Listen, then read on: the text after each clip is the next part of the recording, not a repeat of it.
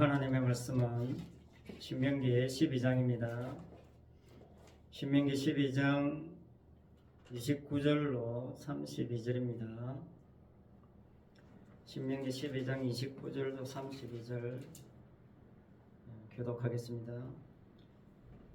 내 하나님 여호와께서 내가 들어가서 쫓아낼 그 민족들을 내 앞에서 멸절하시고 내가 그 땅을 차지하여 거기에 거주하게 하실 때에 너는 스스로 삼가 내 앞에서 멸망한 그들의 자취를 밟아 올무에 걸리지 말라.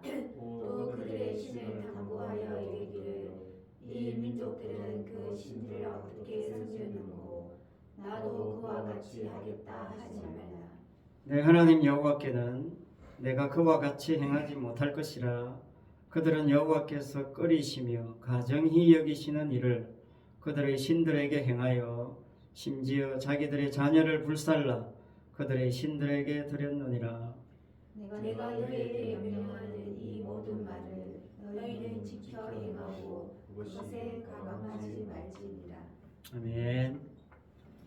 여호와께서 가정히 여기시는 일이라는 제목으로 오늘 말씀을 나누고자 합니다. 하나님께서 천지 만물을 창조하실 때 인간에게 물어보고 창조한 게 아니죠. 인간이 없을 때 창조했으니까 너무나 당연한 이야기죠. 하나님의 창조의 마지막에 인간이 만들어졌습니다. 그러니까 뭡니까? 인간이 하나님의 그 창조에 기여한 바가 있습니까? 없습니까? 전혀 없지요. 여기에 대해서는 부인할 인간이 없습니다. 그래서 인간의 그 본질은 뭡니까? 피조물이죠. 인간은 피조물입니다. 중요한 것은 이 창조의 원칙이 구원에도 그대로 적용된다라는 겁니다. 자, 그러니까 무슨 말이냐면요. 처음 창조는 여러분 창조 그 자체의 목적이 있는 것이 아니라 구원의 방식을 담고 있는 차원에서 창조하셨다라는 겁니다. 처음 창조 때 이미 하나님과 예수님이 의논해서 그 창조 속에 이미 구원까지 내다보고 계셨다는 겁니다. 하나님과 예수님이 미리 구원 방식을 마련해 놓은 겁니다. 그걸 창조 속에 담아 놓았다는 거죠. 그래서 창조가 의미가 있는 겁니다. 자, 다시 말하자면요. 구원받을 인간을 하나님이 창조하신다는 것을 그 창조 속에 담아 놨다 그 말입니다. 이걸 에베소서에서는 영원부터 만물을 창조하신 하나님 속에 감추어졌던 비밀의 경륜이다 그렇게 말씀했습니다. 하나님께서 바울에게 은혜를 주신 이유를 바울이 설명하면서 하신 말씀이에요. 하나님께서 바울을 왜 구원해 주셨느냐? 믿음 좋아서 구원해 준 거 아니잖아요. 예수 잘 믿어서 구원해 준 거 아닙니다. 만물을 창조하신 하나님 속에 감추어졌던 그 비밀의 경륜을 드러내게 하기 위해서 하나님이 바울을 선택한 겁니다. 에베소서 3장 9절입니다. 영원부터 만물을 창조하신 하나님 속에 감추어졌던 비밀의 경륜이 어떠한 것을 드러내게 하려 하심이라 그렇게 말씀합니다. 여기서 주목해야 할 게 뭐냐면요. 그냥 하나님 속에 감추어졌던 비밀의 경륜이 아니고 만물을 창조하신 하나님 속에 감춰놓은 겁니다. 비밀의 경륜을 하나님 속에 감추어 놓았는데 그 하나님이 어떤 하나님이냐면 만물을 창조하신 하나님이라는 겁니다. 그것도 언제부터? 영원부터, 이미 창조 전부터 하나님의 계획 속에 있는 겁니다. 그러니까 영원부터 창조와 구원이 하나님 속에 이미 감추어져 있었다는 겁니다. 그러니까 여러분, 창조와 구원이 따로가 아니에요. 같이 있습니다. 창조와 구원이 영원부터 이미 예정되어 있었다는 거죠. 하나님이 창조부터 해놓고 어쩌다 보니까 이제 또 구원도 해야 되겠네. 이게 아닙니다.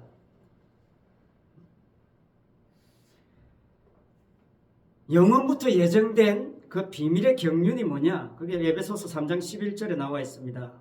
영원부터 우리 주 예수 그리스도 안에서 예정하신 뜻대로 하신 것이라 그렇게 말씀하고 있습니다. 자, 여기서 중요한 말이 뭐냐면요, 예수 그리스도 안이라는 겁니다. 사실 비밀의 경륜의 핵심이 뭐냐면 그리스도 안입니다. 그리스도 안. 그리스도 안에서 예정하신 뜻대로 다 진행하고 있다, 그 말이죠. 자, 쉽게 이야기하면 이렇습니다. 영원부터 이미 창조되기 전에 하나님과 예수님 사이에 회담이 있었다는 거죠. 그 회의 내용이 뭐냐면 이런 겁니다. 야, 우리 이제 천지 만물 한번 창조합시다. 그리고 우리 형상대로 인간을 만들자. 그리고 인간을 범죄하게 만들어서 전부 멸절시켜버리자. 그리고 새로 만들자. 처음 창조할 때처럼 새로 만들어서 집어넣자. 그때는 절대로 인간의 손때가 묻지 않도록 만들자. 그렇게 하려면 어떻게 해야 되느냐? 이 방법밖에 없네. 바로 예수님 안에 집어넣자. 그게 예수 그리스도 안입니다. 이거예요. 그래서 예수 안에서 예수를 믿는 그 믿음으로 하나님께 나아오도록 만들자. 이게 바울이 에베소서에서 본 하나님과 예수님의 시나리오입니다. 비밀의 경륜입니다. 에베소서 3장 12절에요. 우리가 그 안에서 그를 믿음으로 말미암아 담대함과 확신을 가지고 하나님께 나아감을 얻느니라. 그렇게 말씀하고 있습니다. 예수 안에서 예수를 믿는 믿음으로 나아가야 하나님이 받으신다는 겁니다. 그래야 나아갈 수 있다는 거예요, 하나님께. 자, 그러니까 예수 안에서 예수를 믿으니까 그 믿음은 어디에서 나온 겁니까? 예수님에게서 나온 거지요. 나한테서 나온 게 아닙니다. 내 믿음이 아니에요. 예수님의 믿음입니다. 이 예수님의 믿음을 가지고 나가야 하나님께 나아갈 수 있다는 겁니다. 그래서 담대할 수 있고 확신을 가질 수 있다는 겁니다. 여러분, 담대함과 확신의 근거가요, 내가 예수님을 믿습니다, 내가 확신합니다, 그거 아닙니다. 진실로 담대하고 확신할 수 있는 것은요, 내 믿음을 가지고는 절대로 담대할 수 없고 확신할 수 없어요. 그건 담대함도 아니고 확신도 아닙니다. 오히려 그것을 하나님은 가정히 여기시는 거예요. 왜? 하나님이 주신 것을 아닌 걸 가지고 담대하다, 확신을 가진다 이러면 하나님 웃기는 거 아니겠습니까? 예수님 안에서 예수님의 믿음을 가지고 하나님께 나아가는 사람을 고린도후서에서는 뭐라고 표현했냐면 새로운 피조물이다, 그렇게 이야기했습니다. 새로운 피조물입니다. 새로운 피조물. 피조물 뭡니까? 창조했다는 겁니다. 하나님이 구원한 사람을 새로운 피조물이라고 한 겁니다. 그러니까 창조한 겁니다. 내가 예수 믿어준 덕분에 그럼 내가 네 구원해줄게, 이게 아니라 구원받았다는 것은 하나님이 새롭게 창조했다는 거예요. 그러니까 거기에 내 믿음이 첨가되겠습니까? 하나님이 새롭게 창조했는데 내 믿음 타령을 1도 할 수 없는 거예요. 진짜 믿는 사람은. 고린도후서 5장 17절입니다. 그런즉 누구든지 그리스도 안에 있으면 새로운 피조물이라 이전 것은 지나갔으니 보라 새 것이 되었도다. 여러분, 그리스도 안에 있어서 새로운 피조물이에요. 이전 것은 지나갔다고 했습니다. 여러분, 지나갔다는 말이 뭐냐면요, 헬라어 파렐코마이라고 하는데 소멸됐다는 겁니다. 지나갔다는 것은 소멸하다는 그런 뜻이에요. 이전 것은 소멸된 겁니다. 소멸시키고 새로 창조한 겁니다. 여러분 대충 뭐 고쳐서 쓰는 거 아니에요. 이전 거 싹 멸절시키고 없애버리고 새로 창조한 겁니다.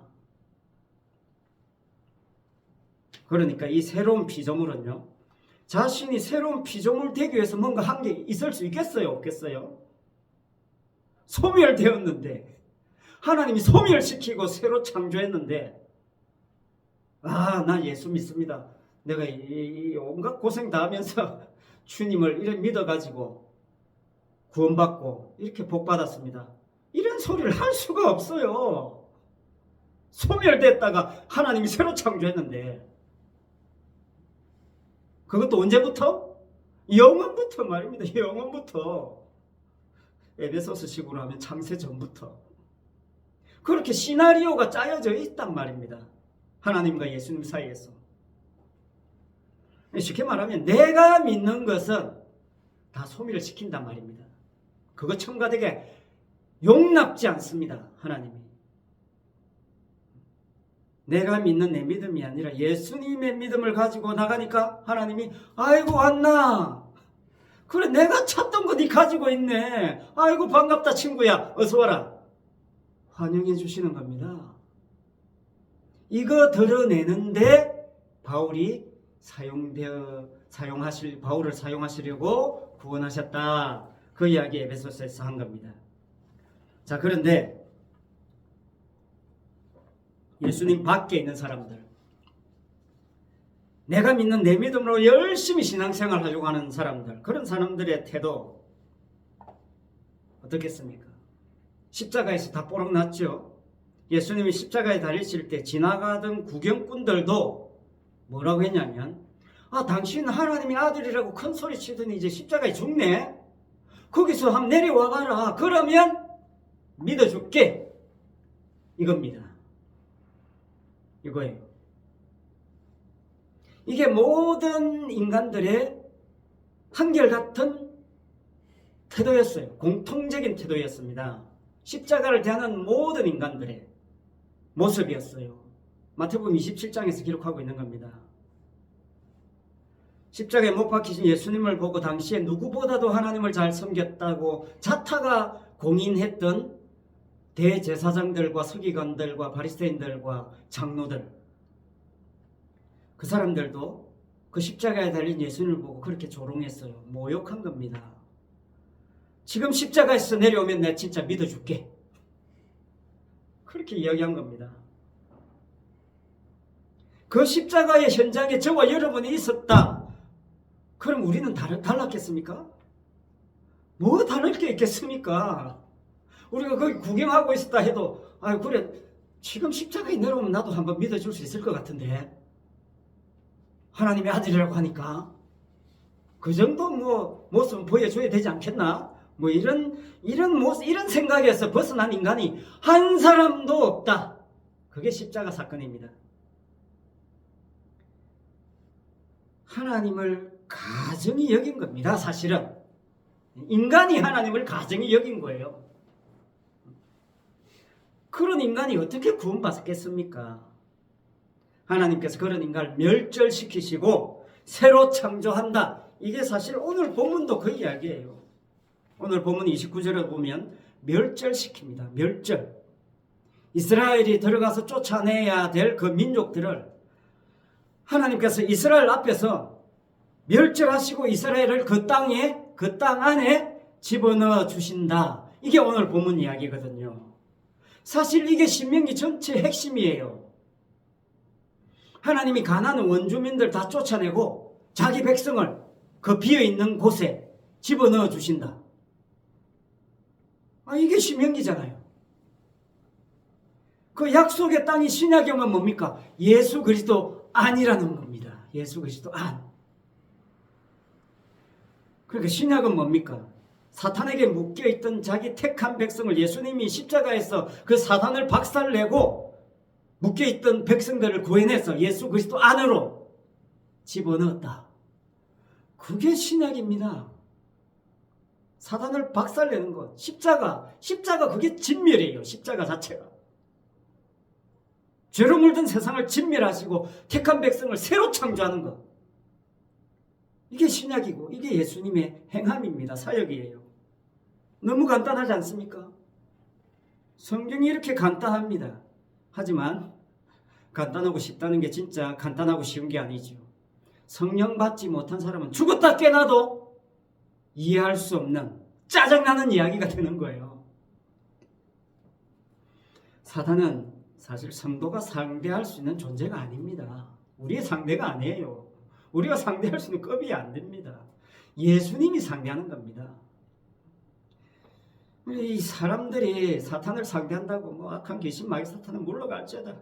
이거 다 사탄이 콧방귀 키는 이야기예요.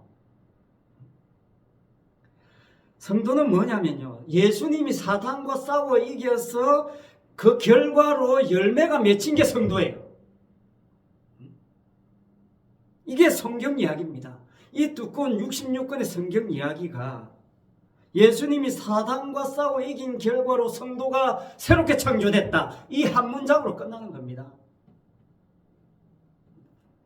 성도는 하나님의 구원의 증거물이지, 성도가 구원받기 위해서 한 건 아무것도 없는 거예요. 할 수 있는 게 아무것도 없는 거예요. 그러니까 믿음으로 구원받는다는 말은 내가 믿는 내 믿음의 실력으로 구원받는 것이 아니라 주님의 믿음이 내 속에 들어왔다는 거예요. 그 주님의 믿음의 능력이 나를 구원했다는 겁니다. 그걸 새로운 피조물이라고 해요. 피조물이란 단어 자체가 뭡니까?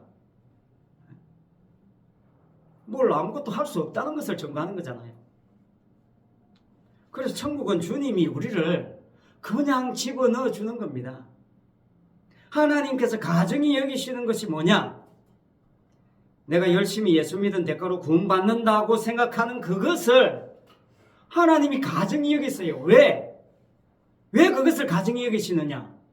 모든 우상 종교들이 바로 그 시스템이기 때문에 그래요. 이방신들의 본질이 그겁니다. 내가 어떻게 그 신을 섬기느냐에 따라서 내가 섬기는 그 신이 나를 축복하고 구원한다는 것. 그게 우상이에요.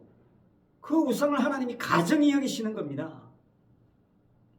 오늘 본문 30절입니다.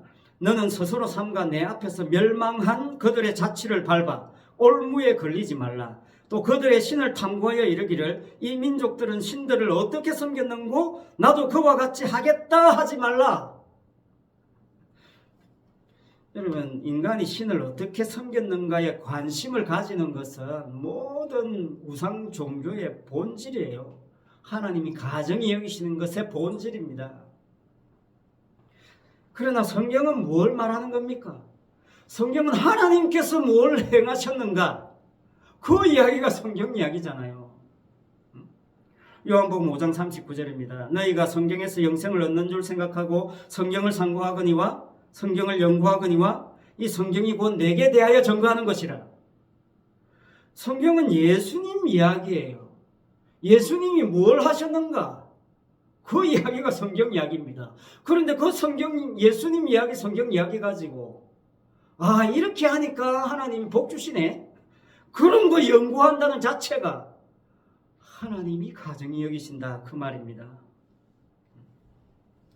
내가 어떻게 하나님께 행하였느냐에 따라서 하나님이 나를 대하는 태도가 달라진다면 그게 우상이다, 그 말입니다. 올무가 뭡니까? 올가미. 새나 짐승을 잡기 위해서 만든 올가미 말합니다. 올무에 걸리지 말라는 거예요. 다른 사람들이 우상신을 어떻게 섬겼는가, 그런데 관심을 가지지 말라는 겁니다. 이 신학이라는 것이 하나님에 관한 학문이라고 하지만 가만히 보면 인간이 어떻게 하나님을 섬겼느냐, 그거 연구해요. 만약에 내가 하나님을 이렇게 섬겼더니 하나님께서 나에게 이런 복을 주셨습니다. 내가 이렇게 했더니 하나님 나를 구원해 주셨습니다. 이런 이야기를 한다면 그게 올무라는 겁니다. 여러분, 간증거리들이 전부 그런 식 아닙니까? 제대로 된 간증을 하려면 초점이 어디에 맞춰져야 되느냐? 하나님께서 나에게 이렇게 행하셨습니다. 이게 핵심이에요. 하나님의 행위가 발생되는 곳에는요, 반드시 내 죄악이 드러나게 돼 있어요. 이 두 가지가 이야기되지 않으면 그건 다 올무입니다. 올무예요. 자기 자랑이에요. 내가 하나님이 행하신 결과로 사용되어질 때 하나님이 그걸 귀하게 여기시는 겁니다. 내 행함에 따라서 하나님이 결과를 내야 하는 것은 내가 하나님이지 그게 바뀐 거 아닙니까? 그게 우상이에요. 피조물 주제에 하나님을 행세를 하려고 했던 게 창세기 3장 아닙니까? 선악과 아닙니까? 하나님이 성도를 의롭게 여기시는 것은요, 인간이 무슨 의로운 행위를 해서가 아닙니다. 죄인이 무슨 짓을 해도 죄인이지 의로운 행위가 나올 수가 없어요. 하나님의 의가 그 속에 집어넣었으니까, 들어가 있으니까 그거 보고 하나님이 의로 여기시는 거예요. 쉽게 말하면 하나님의 의를 집어넣어놓고 와 의롭네 스스로 만족하는 거예요. 하나님이 쉽게 말하면 그게 복음입니다. 성도는 하나님의 행위에 혜택을 누리는 거지, 자기가 하나님을 움직이려고 하는 것은 그건 참 하나님이 가정히 여기시는 거예요. 그러니까 성도는 자기 자랑할 게 아무것도 없습니다. 왜? 모든 것이 하나님이 행하신 거니까. 하나님이 행하신 것이 하나도 없어. 아닌 게 하나도 없다 그 말입니다. 성도에게는. 그러나 우상을 섬기는 사람에게는 특징이 뭐냐? 내가 하나님께 행한 것들이 이렇게 많다는 것. 그 차이예요. 너무나 분명합니다. 그러니까 성도는 그저 감사할 것밖에 없어요. 무슨 일이든.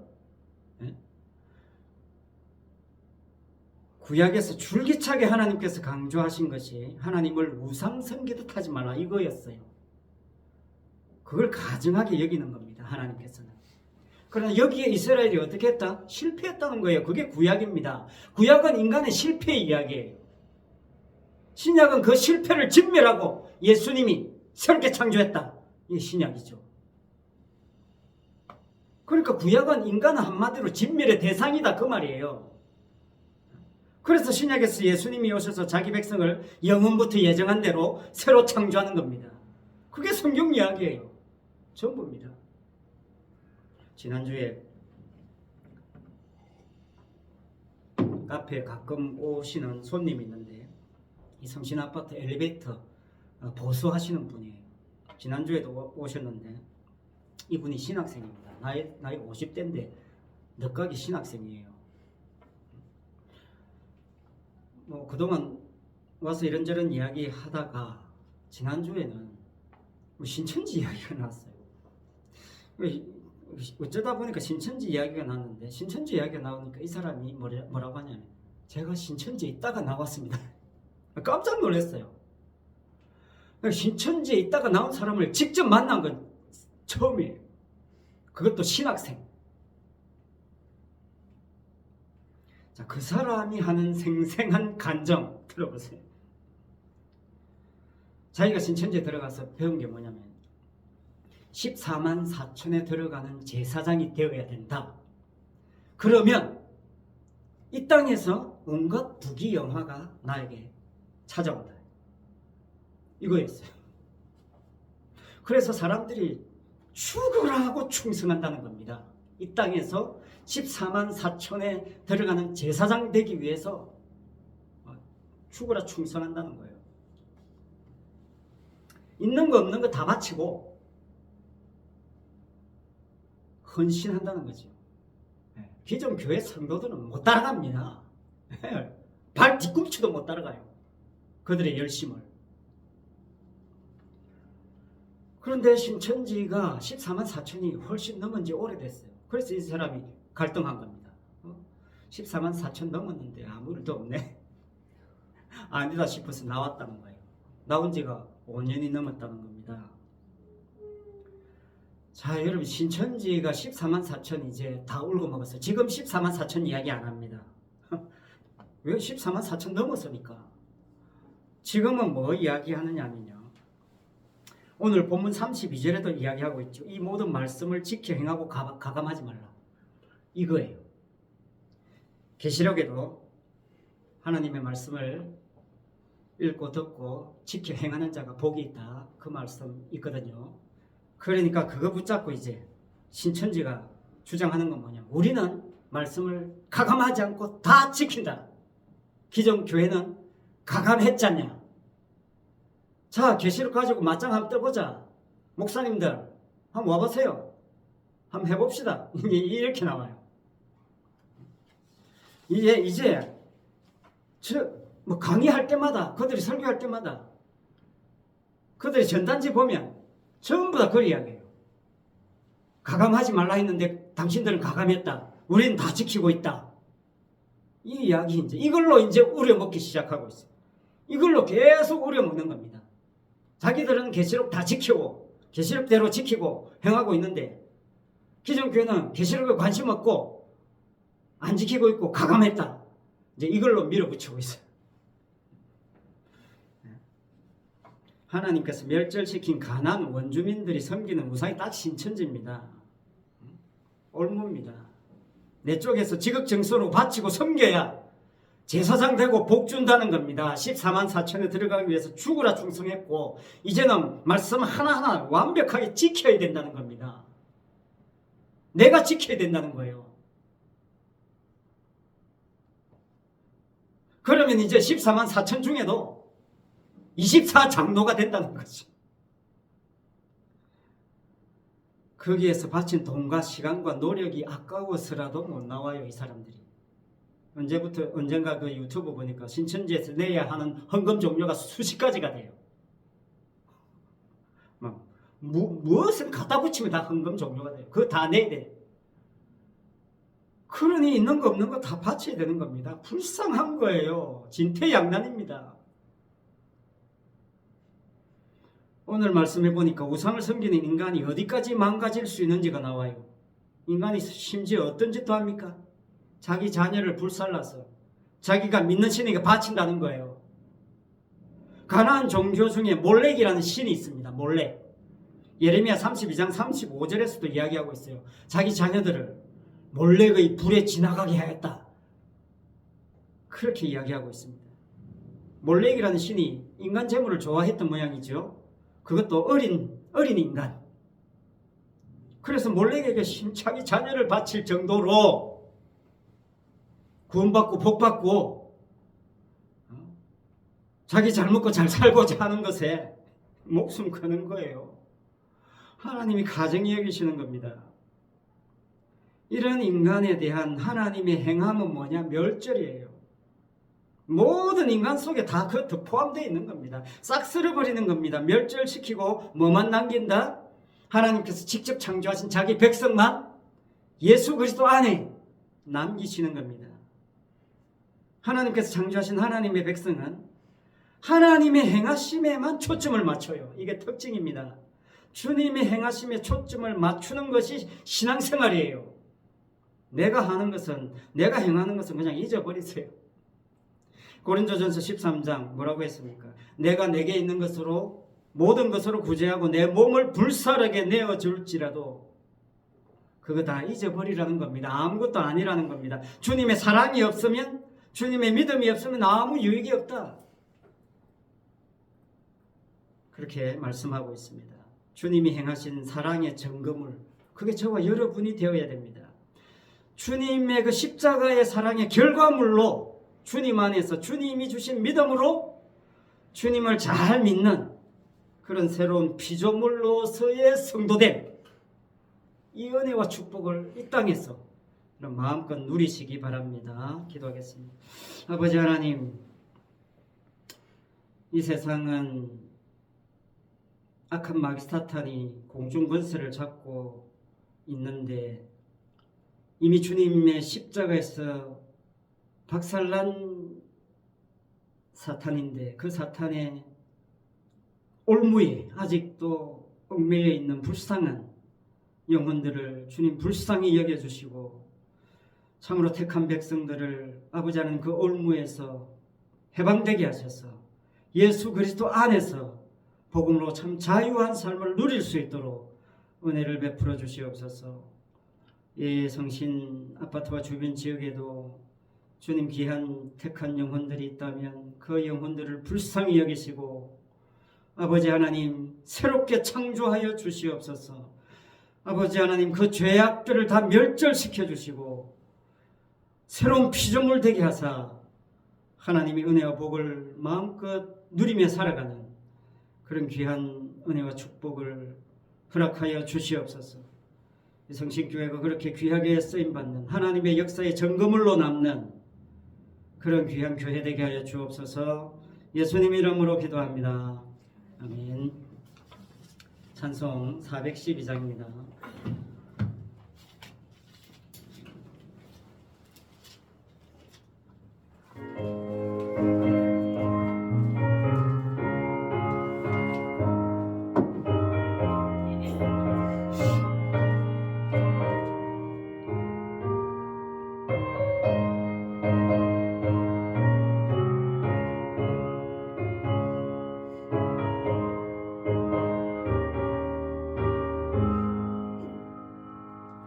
내 영혼의 그 깊은 데서 맑은 가랑이 울려나네. 하늘 곡조가 언제나 흘러나와 내 영혼을 고이 사네.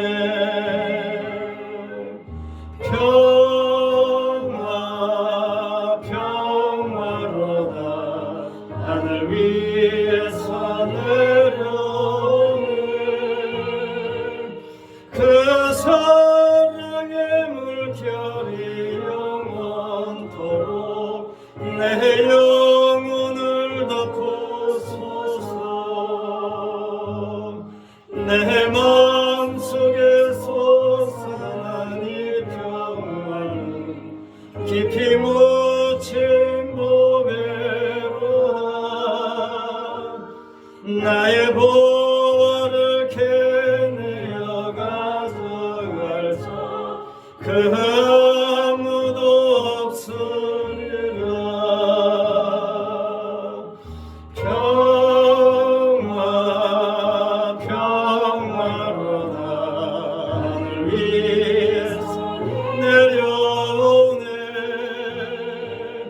그 사랑의 물결이 영원토록 내 영혼을 덮어소서.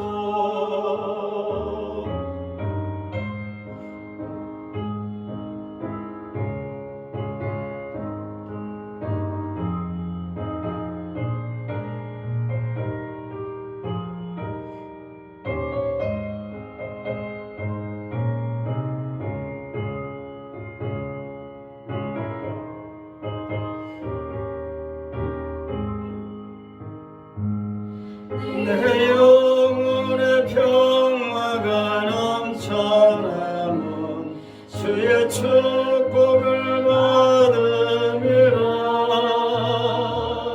내가 주여로 주님과 함께 있어 내 영혼이 편히 쉬네.